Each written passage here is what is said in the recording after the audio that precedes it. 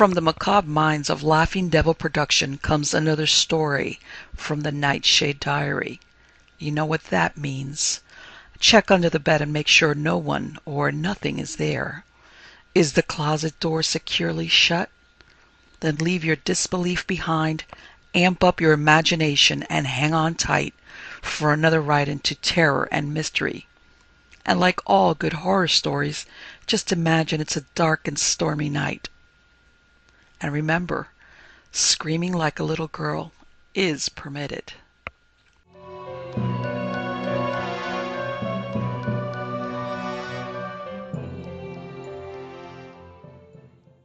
The Man Who Didn't Believe in Ghosts by Leodhas. In a town not far from Edinburgh, there was a house that was said to be haunted. It wasn't the sort of house you'd think would attract a ghost at all. It was only a two-story cottage with a garret, and it was far too neat and pretty for ghosts to care much about. The outside walls of it were painted white, and its casement windows had diamond-shaped panes to them. There was a climbing rose trained over the front door, and there was a flower garden before the house and a kitchen garden behind it, with a pear tree and an apple tree and a small green lawn. Who'd ever think that a ghost could choose to bide in a place like that? But folks did say it was haunted all the same. The house had belonged to an old attorney with only one child, a daughter. Folks old enough to remember her still say that there never was another lass as bonny as her in the town. The old man loved her dearly, but she died early. There was an old sad story told about her being in love with the son of an old laird who did not favour the match. The poor lad died of a fever while they were still courting, and not long after she died too. Folks said of a broken heart. After that the old man lived alone in the house, with a woman coming in each day to take care of it.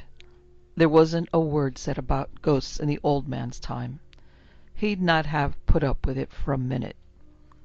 When the old attorney died, there was nobody left that was kin to him but a second cousin several times removed. So, to keep the property in the family, the old man left all he had to the cousin, including the house, of course. The young man was grateful, but as he was not married, he had little use for a house.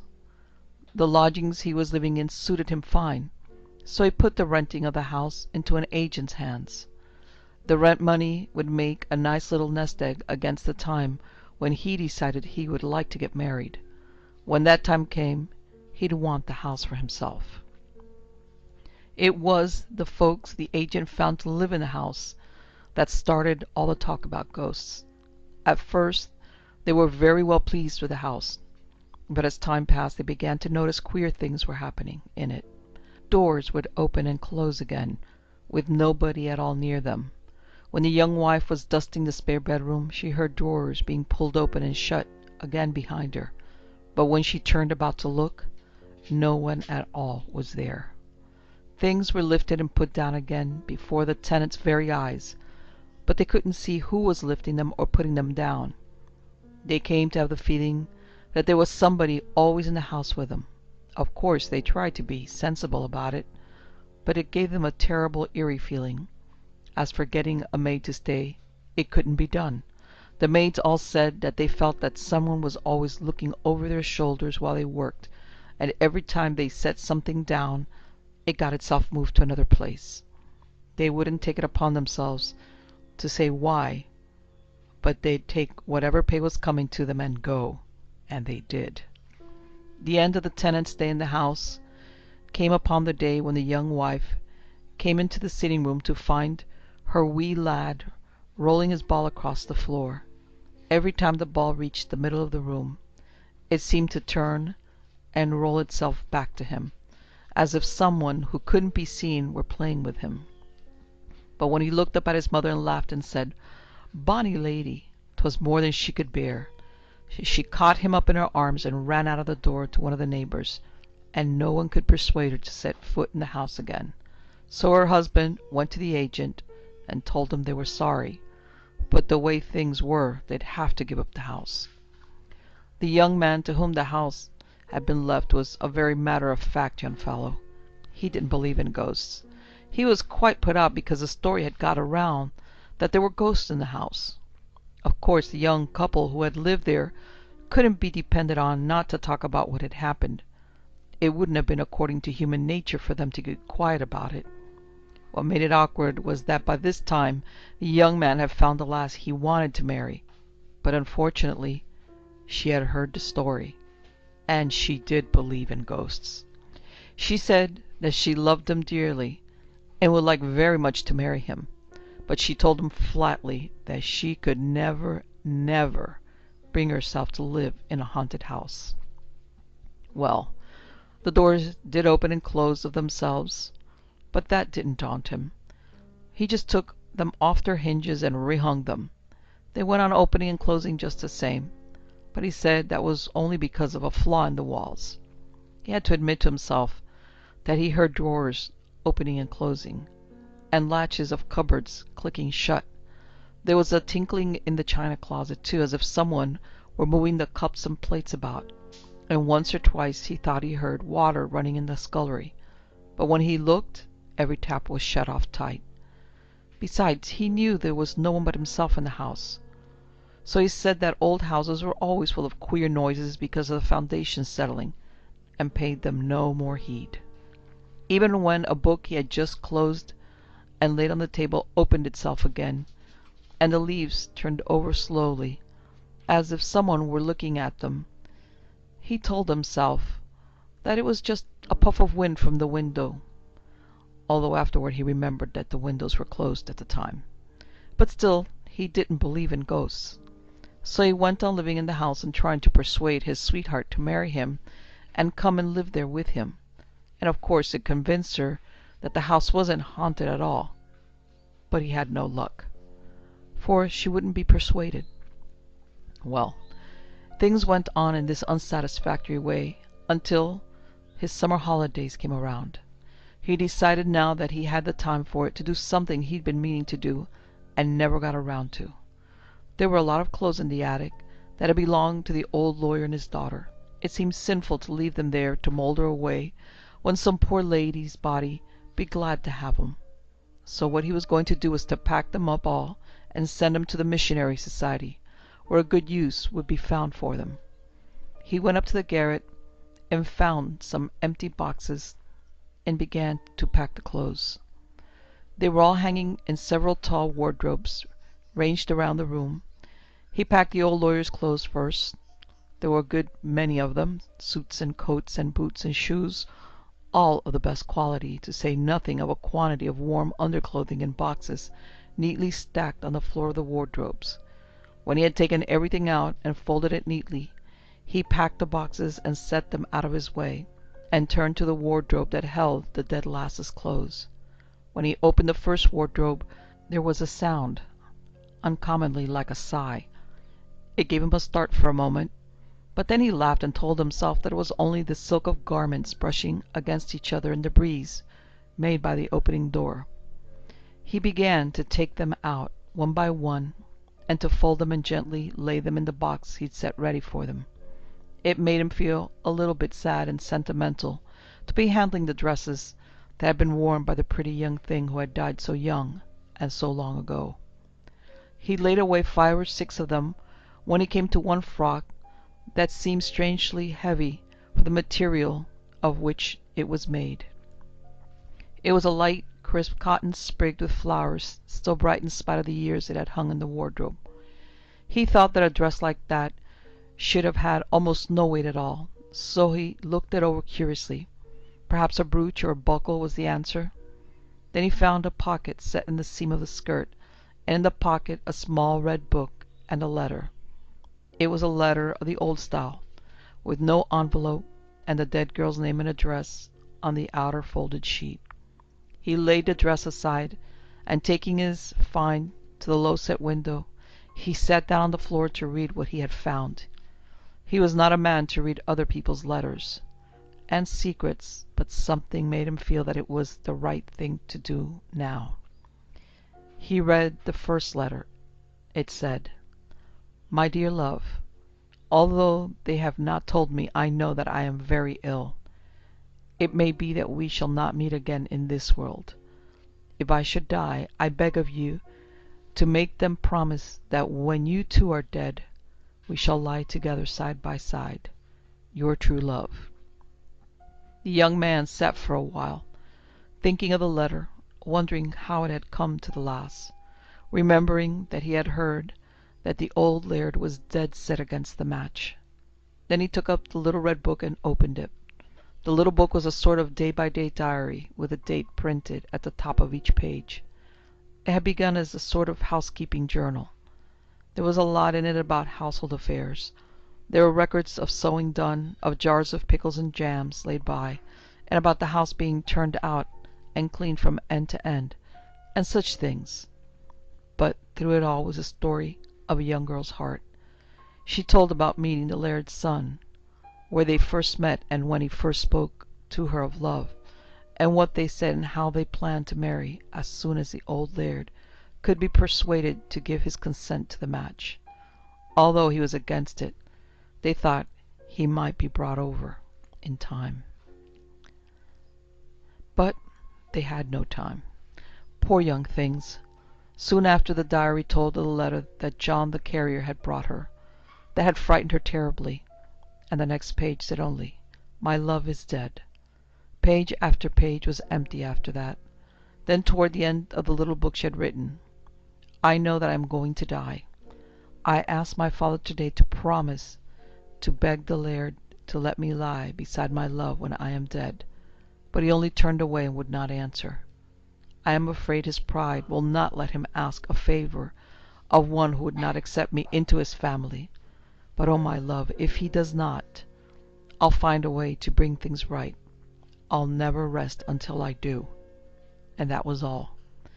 The young man raised his eyes from the page and repeated thoughtfully, "I'll never rest until I do." It was right then and there that he began to believe in ghosts. He put the diary and the letter into his pocket, and leaving everything just as it was in the garret, he went downstairs. The packing could wait for another day. He had something better to do. As he went, he thought of the old attorney, living there day after day with the ghost of his dead daughter, mutely beseeching him to do what his pride would never let him do. "Well, I have no pride at all," the young man said. He packed the bag, and put on his hat and coat, and started for the station. But as he went out the door, he turned and put his head back and called, "Do not fret yourself any longer, lass. You can rest now. I'll find a way to bring things right." At the station he was fortunate enough to find a train that would take him where he wanted to go. When he got off the train, he asked about the village for news of the laird. The old laird was long dead, folks told him, and a rare old curmudgeon that one was, though they shouldn't be saying it of the dead. But the new laird, him that was the old laird's nephew, had the estate now, and a finer man you'd not be finding should you search for a year and a day. So up to the castle the young man went. When he got there, he found the new laird as reasonable a man as he could hope to find. So he gave him the letter and the diary, and let him read the story for himself. Then he told him about his house and the ghost in it that would not rest until she had her way. The old laird's nephew listened gravely, and at the end of the young man's story he sighed and said, 50 years, 50 long years. What a weary time to wait, poor lass." The old laird's nephew believed in ghosts himself. He called his solicitors at once and got them to work. They were so quick about it that by the time the young man got back home, after paying a visit to the old laird's nephew, who asked him to stay till all was settled, the two lovers were reunited at last, and lay together side by side in the old laird's family tomb. When he got home, he could tell the minute he stepped through the door that there was no one there but himself. There was no more trouble with the doors, and the only sounds were the ordinary sounds that he made himself. He finally persuaded the lass he wanted to marry to come for supper one night, and bring along the old aunt she lived with.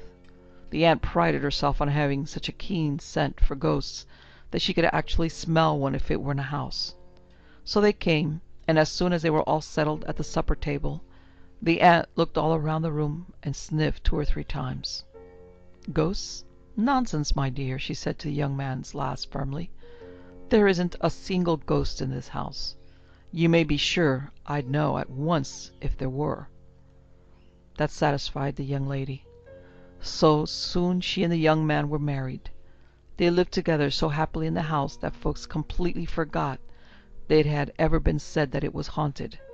It didn't look at all like the kind of a house that would ever have a ghost. Only the young man remembered. He really did believe in ghosts, after all. Dead Trouble by Aidan Chambers. The trouble with being dead is that no one believes you are alive. Things were different years ago. Or so I'm told by others better able to know than myself. In earlier times people still believed in God and the devil, and therefore, of course, in ghosts. But nowadays, all that has changed.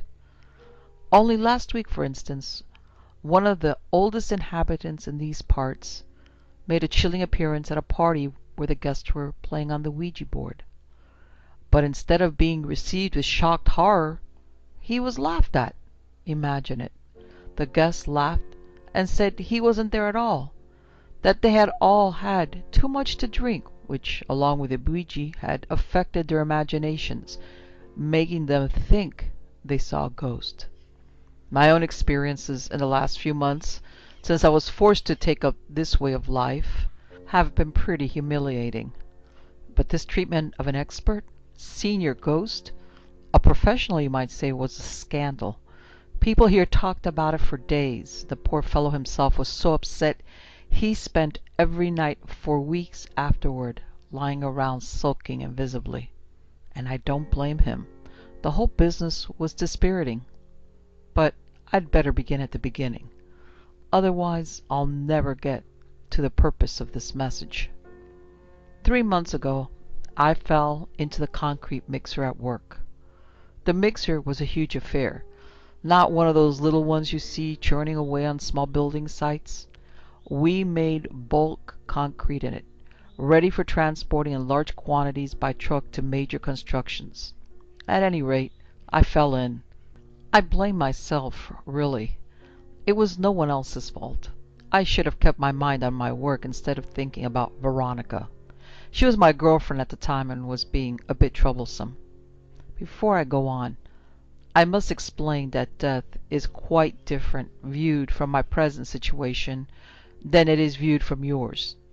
As with most things in life, or after it come to that, death does not seem half so bad when it is all over as you think it is going to be before it happens. Just like going to the dentist is worse to think about beforehand than it is when you get there, and is often quite a laugh afterward. Well, dying is just the same. We here are always laughing about it, especially when people have just arrived. It is such a relief to them, and they wonder what all the fuss was about. Like so many modern people, I used to think death meant the end of everything, kaput, the finish. Needless to say, I know differently now. Mind you, there have been times during the last few months when I have wished my death really had been the end. Death is like everything else in another way too. Some people die lucky, others don't. I didn't. Though up till my death I had been pretty fortunate. The episode with the concrete mixer seemed to change all that. I haven't had a stroke of luck since. Let me explain. When I slipped into the mixer, I was on my own. My mate Harry was having his tea break. I was keeping things going until he returned to relieve me. But when he got back, I had gone. He isn't particularly bright, isn't Harry, and he didn't think of looking in the mixer for me. He thought I'd gone off sick. At home, my family, father, mother, sister, started worrying when I didn't get in that night. But they waited until the following morning. Then they informed the police. After a bit of investigating, everyone decided I must have run off, and the police put me on the missing persons list. Meanwhile, of course, I had been churning around with a half-mixed concrete. I hadn't expected to fall in, so I escaped the awful business of knowing I was going to die, though as it turned out, it wasn't such an ordeal as you might suppose. For a start, it was over quickly. A slip of the foot, a nasty couple of minutes swilling about with the sand and gravel and cement and water, and I was dead. I didn't much care for the gravel. I've always had fairly sensitive skin, but the change of state from what I was to what I am now happened in the blink of an eye, and was really rather a pleasant sensation, like sliding into sleep. My death having happened, I was in a position to watch developments without feeling a thing, or, to put it more accurately, without feeling anything that was being done to my mortal remains, my corpse. When Harry got back from his tea break, he transferred the load of mixed concrete into a truck, and as my remains were by then well mixed with the concrete, they were transferred to the truck too. The truck drove off to a building site in central Manchester, and there the load of concrete, and my corpse, was poured straight into a mold for a stanchion that was to be used as one of the main supports of the building. And there my remains remain, cased in concrete, 50 feet above ground, and now quite solid. As one of my less tasteful companions here put it, a rather stiff. I did not reward his unseemly remark with even the ghost of a smile. Being sealed in a pillar of concrete, however, is the cause of the trouble I now found myself in, for unfortunately no one knows my earthly remains are there. No one, that is, who hasn't yet died. Worse still, no one knows I'm dead, which is why my spiritual being is trapped here in this ghostly condition. As far as I can gather, one of the reasons, among many, why people get stuck between life and afterlife is that their deaths are unknown to their earthbound relatives. I was very surprised, I might tell you, to discover how many people get caught in this state of being for all kinds of reasons. You expect to find murderers, of course, and there are plenty, though on the whole they turn out to be jolly nice blokes. But I was taken aback at the number of school teachers, for example, and politicians and army officers. The teachers and politicians spend most of their time trying to talk their way into the afterlife, and never succeed. The army officers, however, take to this life very well. They enjoy going on what they call chill jaunts, the kind of haunting that makes earthbound people scream and turn pale. I need hardly add, they do this as badly as most of them did everything else in their earth life. Not that this matters much, for with its loss of popularity among earth people, ghostly haunting is rather a disappointing occupation these days. Everybody here is in very low spirits about it. But I'm rambling again. It's one of the hazards of being a ghost. You have so much time on your hands and very little to do with it.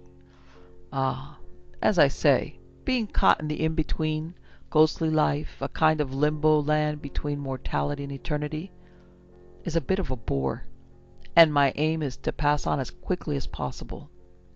But to do this, my relatives must be informed of my death, and as they are not likely to discover my remains in their present secure location, the chances of my parents discovering my death are pretty slim. So I decided I must somehow or other get a message to them. You have no idea how difficult it is to get a simple message from the dead to the living. The living just won't listen, and this present climate of disbelief in the afterlife only makes the task more difficult. I asked some of the older ghosts around here for advice. Everyone told me the same thing. Don't bother. It would be a waste of time and energy, they said, and I'd only end up getting the jitters. I know now what they meant. Talking to people who pretend you aren't there is worse than being banished. At least when people send you away, they don't pretend you aren't there. They just ignore you. However, being a newcomer to the ghostly life, I refused to listen to such good advice. They were all old codgers, I told myself, spirits whose energies were worn out, sapped by years of failure. They had stopped trying. Given up the ghost seemed hardly the right expression under the circumstances. What was wanted was a little enterprise, a little originality, and most of all, some determination. I believed I possessed all three in quantity. My older companion smiled tolerantly. as wise old men always do when confronted with youthful foolishness, and drifted away to enjoy themselves at their leisure. So, heedless to good counsel, I set to work. Two factors led to my first method of attempting to get in touch. First, though I want to communicate with my relatives, I did not want to upset them by suddenly materializing unannounced in the front room at home while they were watching television. They might have joined me in my present state, dispatched here by shock. Dad, after all, has a weak heart, and Mom has always been of a nervous disposition. I did think of contacting my girlfriend Veronica, who, in a way, was responsible for the situation I am now in. But she had already taken up with another fellow, and the one thing that was clear to me even then was that it was useless trying to make contact with mortals who have lost all interest in you, as well as having no belief in ghosts anyway. Veronica had certainly lost interest in me within a couple of days of my disappearance, as I knew from what I had observed of her evenings out with her new boyfriend, the one who was causing the trouble that started me thinking, that led to me slipping into the concrete mixer. As for ghosts, Veronica went all through the film of Nightmare House without a twinge of fear, while it scared me for weeks. So Veronica was out.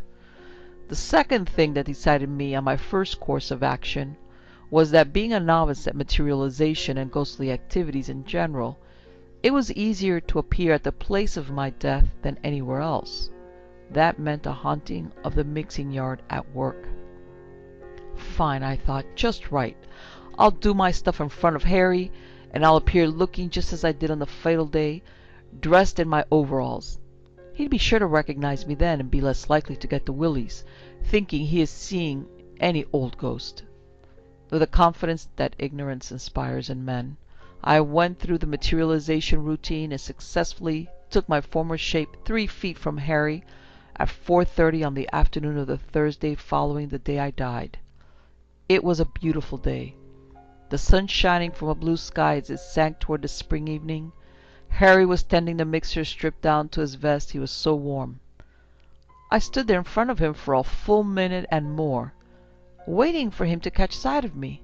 I nodded and smiled in a friendly way, so that he would know I wasn't a malevolent type. We had, after all, had our arguments from time to time.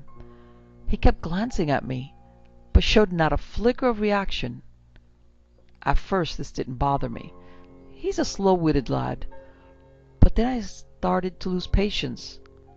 I waved at him, danced about a bit, even took a step nearer to him. He would have to be blind not to see me now, I thought. Then I heard a cough at my elbow. I dematerialized to find an old ghost by the name of Cathcart Fitzgammon standing by my side. He was tut-tutting in a haughty manner and shaking the grey-haired locks he insists on keeping so as to retain his 18th century look. "Dash it, young fellow," he said. "You'll do no good like that." I felt a bit bad-tempered that he had interrupted my very first haunt in such a way. "Why not?" I snapped. "Daylight haunts need considerable skill and experience, old chap," he said. "Besides which, you were standing with the setting sun right behind you. That poor mortal, whose attention you hope to attract, would never have seen you, no matter how bright you managed to make your appearance.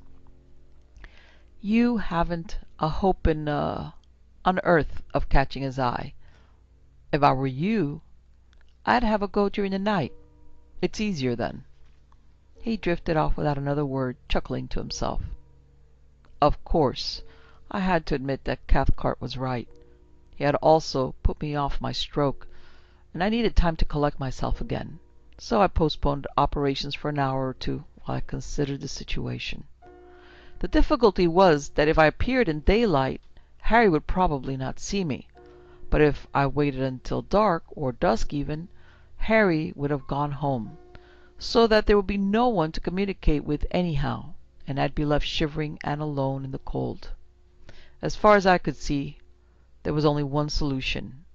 I found Harry's car in the works parking lot, dissolved inside, and made myself comfortable on the back seat, intending to wait until Harry knocked off work and went home. Then, When he went out for the evening, I'd materialize on the passenger seat beside him at a convenient moment and tell him my news. That way, I'd know where Harry was when darkness fell, saving myself arms of energy flying about looking for him. Parking lots are dismal places, as much for ghosts as mortals, which is why you rarely hear of hauntings in them. And there was no one about of my kind to pass the time of day with, so very soon I was bored. And what with the bright sun and the stuffy warmth of Harry's car, I very soon dozed off. There's nothing like bright light and warmth for setting a ghost nodding. Half an hour after dissolving into Harry's car, I was as dormant as a flat battery. I came to hours later. Night had fallen, and was encouragingly black without the stars or moon. It was so black, I thought at first the car must be parked in Harry's garage. But then I heard a noise from the front seat that indicated very clearly that we weren't in Harry's garage at all. I looked up, and there was Harry, necking with his girlfriend, a shapely lass from the accounts office at work. We were parked under some trees in a picnic area just out of town. Naturally, I felt a little uncomfortable, but I'm not one of those ghosts who go around peeping at friends they've left behind, enjoying the sight of them in all kinds of situations, both public and private. Personally, I think that's as sick an occupation for a ghost as it is for a mortal. But I'd spent a good deal of time and energy already keeping up with Harry, so that I could get my message to him, and I wasn't going to give in now. I had to act quickly, before things got really embarrassing. Without another thought, I went through the drill for materialization at double quick pace. Unfortunately, in my haste, I put too much energy into some parts of the drill and not enough into others, and was rather careless overall. My lack of experience as a haunter, you see. The result was astonishing and, but for the circumstances, might have been both interesting and amusing. The materialization got completely out of control. Instead of appearing as myself in a gentle glow of unearthly light, I came out as a collection of very violent phosphorescent colors, revealing a hideous object with an enormous head, twisted features, a bloated body, and unfinished stunted arms and legs. I did not realize at first how I looked, for of course my attention was fully directed at Harry's back, so that I should be ready to speak soothing words as soon as he turned around. So, thinking all was well, I coughed politely to attract his attention. But the cough also came out quite unlike what I intended. Instead of a soft hacking noise, I heard myself produce what I can only describe as a torrent of prolonged and vicious snarls. At once, I knew that something was wrong. Took a glance at myself and immediately felt angry with myself for being so careless, which only made matters worse, for my annoyance was transmitted into the materialization and printed itself on the warped feature of the ghostly figure I had projected, turning an already ghastly face into something so horrible that I almost fainted at the sight of it. The blaze of phosphor colors, the appearance of my misshapen ghost, the imprinting of my anger on its features, all happened in the blinking of an eye. But it was enough to attract Harry's and his girl's attention.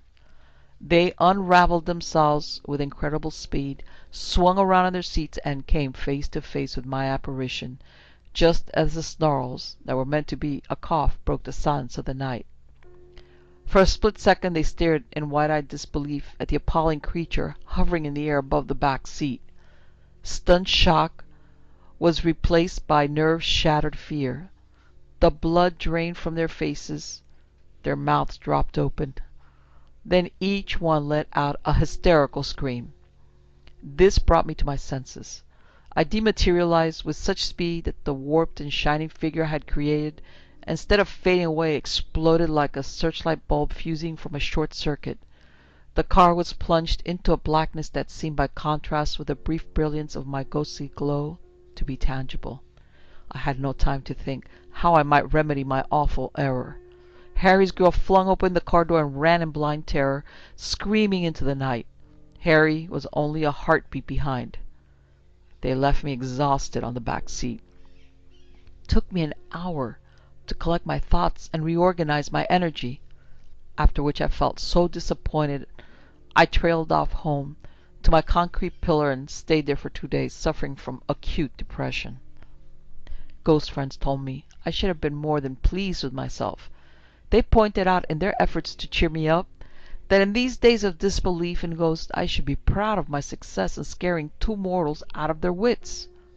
But I'm afraid I couldn't see it like that. I had made a hash of the thing I really wanted to do, and I had been professionally careless. There was no excuse for such things, and as a result I was paying the price. I was still slopping around in ghostly limbo. Not that it is a bad life, as lives go, but it is not the ultimate, not the life any sane soul desires. And when you are within range of that life, as I am now that I am dead, the desire becomes a yearning almost painfully strong. The wise old man who said that hell is a yearning to be in heaven was right after all. But I cannot satisfy that yearning until I can persuade some mortal that I am dead, that my earthly remains are safely stowed away among the steel girders and concrete pillars of the Sure Shield Insurance Building, Manchester. 2 days' rest worked wonders. I got over my depression, recharged myself, did a good deal of thinking. The 3rd day I spent discussing my new ideas with the most experienced ghost who lived within convenient range of my quarters in the pillar. The consensus of opinion was that I had 2 possible courses of action open to me. Neither was easy to pull off successfully. I chose spirit possession first. To get the best results from spirit possession, you need an emotionally unstable mortal with a vivid imagination and a mind open to suggestion. All the experts told me that teenage girls are admirable for the purpose, and I knew just the right one for me. My sister. Angela is 16. She is emotionally so unstable that she is as happy as a lark one minute and sweeping like a sick willow the next. Her imagination is vivid to the point of being lurid. At any rate, it allows her to see pimply teenage boys as Greek gods, which anyone has to admit takes a powerful imagination. As for her mind, it is as pliant as warm putty. On the other hand, like most girls of her age, her constitution is as tough as tempered steel, so I had no fears of any ill effects on her health if my still rather amateur ghosting went badly wrong, as it had done with Harry. Harry, by the way, recovered his car the next day in broad daylight, after which he had the local vicar exorcise it. Something I regard as extravagant cheek, seeing he never goes near a church from one year's end to the next. Angela would do nicely. She also had the added advantage of being one of the family. She would know who and what I was talking about without tiresome and lengthy explanations. The only trouble with that possession is that it takes a day or 2 to get going properly. Had I appreciated before I began how much hard work goes into it on the ghost's part, I'd certainly have dropped the entire idea at once. As it was, I went ahead with enthusiasm. I gave the first night up to dream making. Well, before Angela's normal bedtime, I settled myself in her room and began to compose myself for the task ahead, inventing the dreams I'd put into Angela's head once I got inside her. A tricky business in itself. When her bedtime came, I was fully in the spirit of the occasion. Angela's bedtime came, but Angela did not. She did not even arrive home from an evening out until 12:30. By then my concentration was already a bit frayed. Instead of feeling calm, collected, and spiritually prepared, I was irritable, out of joint, and sparking all over the place with nasty thoughts about my sister. I recalled ruefully that this was exactly the effect Angela had usually had on me during our earthly life together. When at last she arrived home, Dad was waiting to haul her over the coals for being out so late without permission. They argued. Angela flounced up to her room. By this time she was in no condition for me or anyone else to possess her in any way at all. After slamming her door, she crashed around her room for a quarter of an hour, giving vent to her temper. Then for 10 minutes she wept soulfully on her bed, just loudly enough for the parents to hear her, but not so loud that either of them would come in and console her. Finally, she pulled off her clothes, threw them in a heap on the floor, and fell bad-tempered into bed, where she lay awake for ages inventing the most lurid and morbid fantasies I have yet encountered in anyone's mind. Fantasies involving Dad, her boyfriend, who had kept her out late, and herself, in dramatic, romantic, and needless to add tragic situations. I could hardly summon up enough brotherly affection and tenderness to go on with my plan. Indeed, for a while I was sorely tempted to give her the most blood-curdling and spine-chilling haunt I could manage, just to teach her a lesson. But eventually she drifted off to sleep, and I pulled myself together and went to work. You'll appreciate that at this point I must leave out technical details. The method by which one gets inside another person to control their thoughts is difficult enough to explain to a spirit. It is almost impossible to do so to a mortal. But should a mortal by some chance understand the explanation, then they would possess information that would give them a power over others of an extraordinary kind. If this power fell into the wrong hands, you can see what evil could be let loose in the world. All I can say is that for a couple of hours I gave Angela the treatment. I started out with pleasant memory dreams. I used one about the two of us years ago when she was still very small and I saved her from drowning in a seaside pool all of 6 inches deep. At least I told Mum I had saved her, and Angela was only too glad to take part in the deception because it sounded like such a dramatic story and she was the center of it. I used the one about the Christmas when she was 13 and I gave her the first pair of nylons she had ever owned along with a gigantic box of Swiss chocolates. A rather spiteful gift, actually. She was trying to slim at the time, just at the puppy fat age.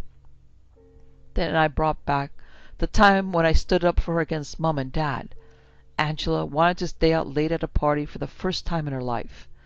This seemed an appropriate memory to recall considering the events of the night. There was lots more of this kind of thing before I decided she had had enough.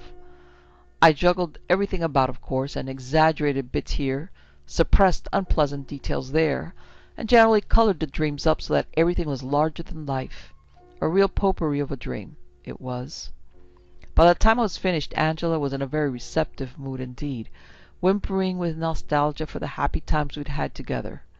In fact, we were always bickering and backbiting, but time and dreams, and death most of all, are powerful antidotes to people's recollections of the truth, as you'll have noticed, I expect.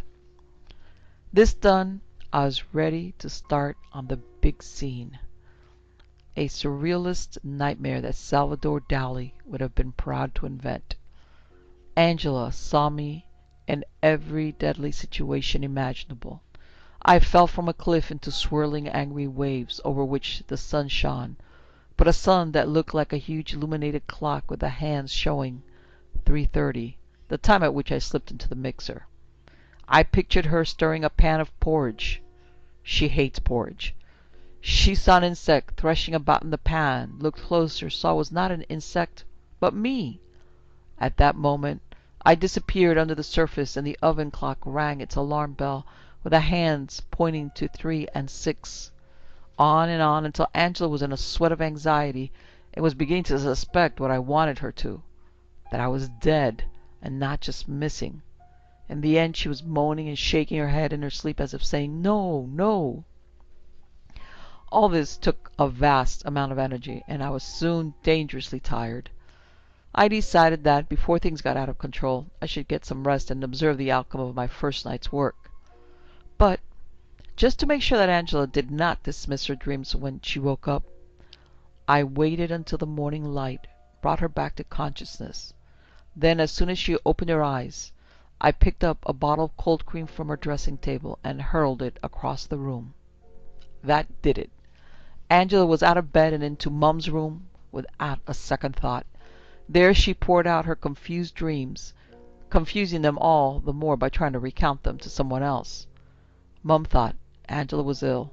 Dad, as always, listened calmly and said nothing. Angela insisted that her dreams were an omen, that I had not gone off somewhere secretly, as everyone said, but that I had died somehow, and not very pleasantly. Mum burst into tears and told Angela not to talk like that. Where there's life, there's hope, she said.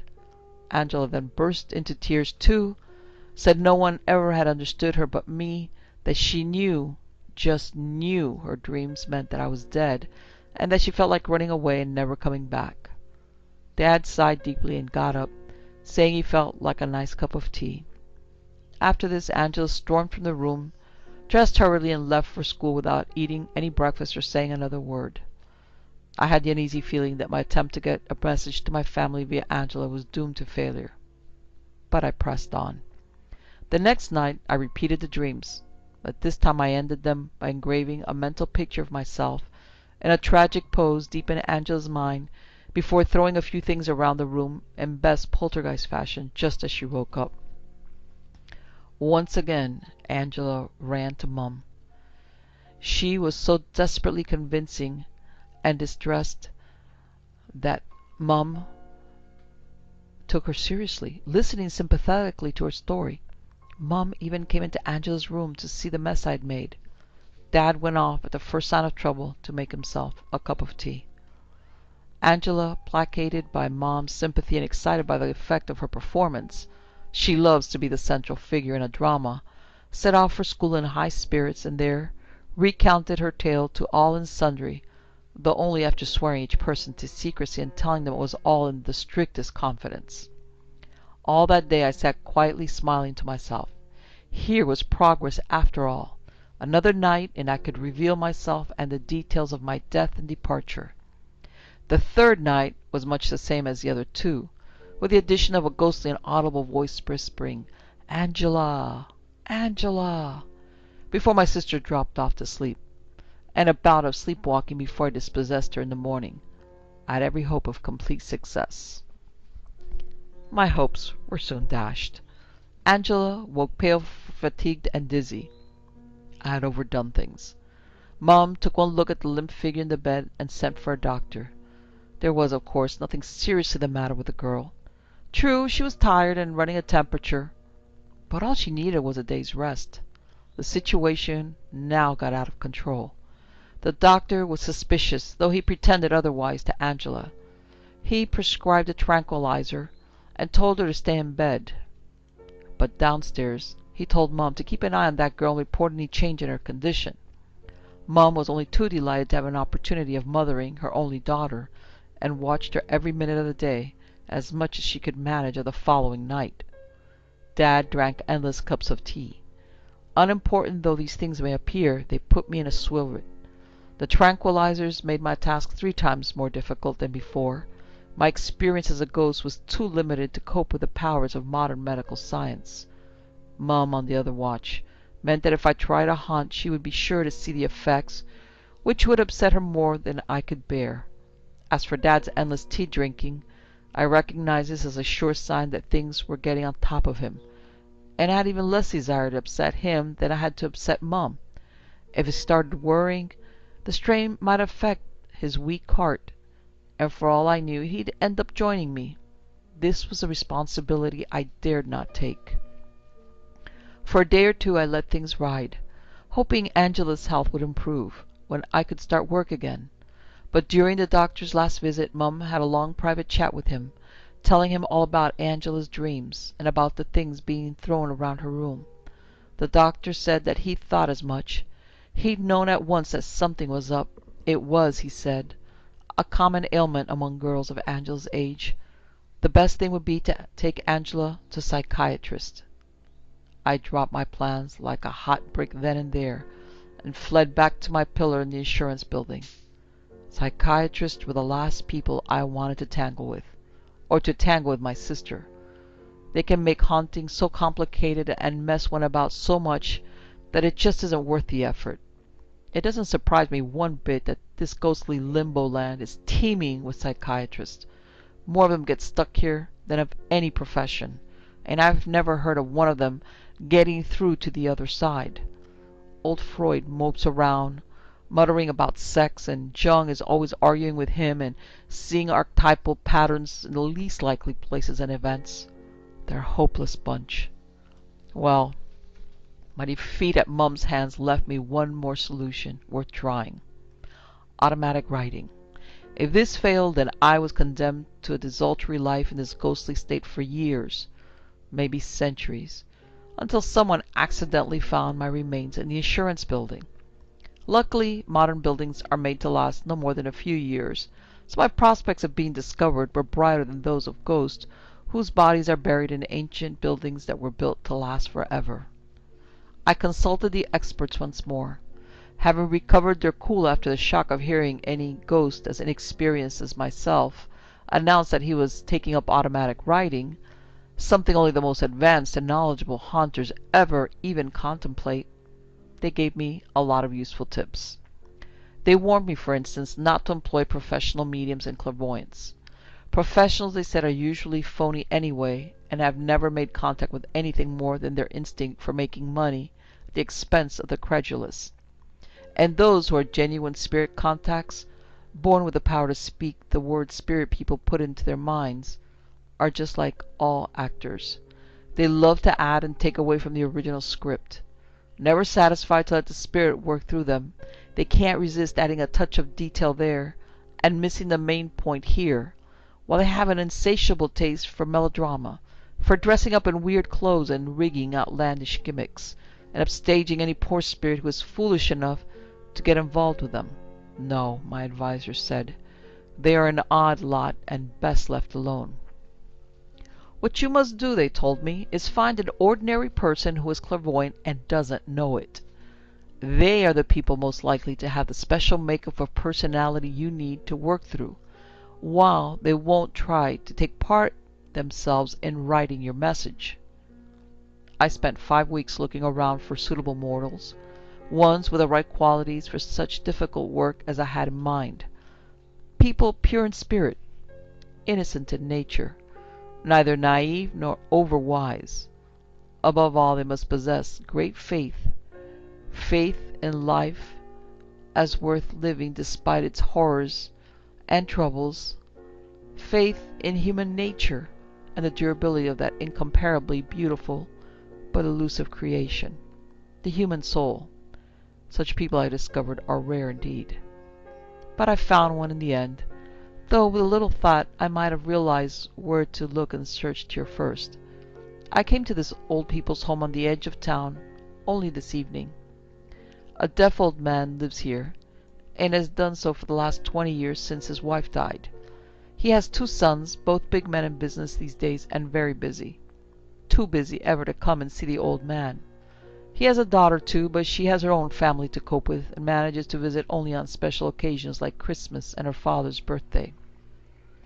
So he passes his days alone, reading and thinking and watching the world go by in the silence of his being. For 40 years he worked day in, day out as a joiner. He loved his garden, brought his family up as tenderly as he cared for his tomatoes and sweet peas. From his early 20s, the pride and joy of his life was his beloved wife, and she doted on him as much as he on her, though she sometimes pretended otherwise. Now she is gone. He is too old to garden, his children grown up and scattered. At first, after his wife's death, he grieved bitterly, but he conquered his grief, and every day that passes his faith deepens in the world to come. This is the man who now writes this message for me. My hope is that when he wakes and finds these hastily scribbled pages by his bedside, the pencil still clutched in his gnarled old hand, he will do me one further act of kindness, like the many others which have passed unnoticed in his life, and convey my news to my family. Or perhaps not. I begin to see that this old saint has something to teach me, who should be beyond teaching. Perhaps, old man, it is best that my sudden end and my curious whereabouts remain unknown. Perhaps I need time to dwell as much as you have done on the nature of life and death. Perhaps, when I have done this and plumbed the depths of that knowledge, I will be ready to pass from this staging post of death into the life eternal, as ready as you are now to pass from mortality into immortality without a stopping place between. Quite a thought. Perhaps, after all, I am in this limbo land for a purpose I had not understood till now. I'm grateful to you, old man, but I will leave this message by your side for your eyes only, to see It can be a sign to you that you have not lived in vain. After reading it, do with it as you please. Peace. Note: these papers were by the bedside of Mr. James Harry Gibbons on the morning he was found dead, aged 78. I suppose they are the ramblings of a dying man's imagination. Signed, A. C. Harris, Warden, The Hermitage.